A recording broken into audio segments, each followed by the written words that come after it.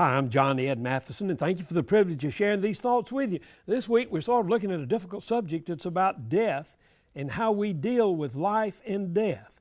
If you pass through Greensboro, North Carolina, you'll see a sign telling you that William Sidney Porter was born there. Now, you may not know who William Sidney Porter was. That was not the name he used. He just used the name O. Henry, and he was a literary genius. On the 5th day of June, 1910, O. Henry died, and he's buried in Nashville. Before he died, he called his wife, Miss Porter, to his side and said to her, "Dear, please bring me a candle." She said, "Why do you want a candle?" He said, "I'm afraid," said O. Henry, "I'm afraid to go home in the dark." Let me give you some good news. When you come to the last breath that you draw in life, you don't have to go home in the dark. You don't have to have any fear. When our faith is in the God who created us and gave His Son that we might have life and eternal life, He is the light of the world.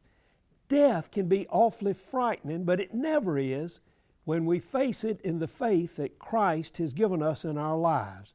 We never have to be afraid of going home in the dark when we have the light of Christ.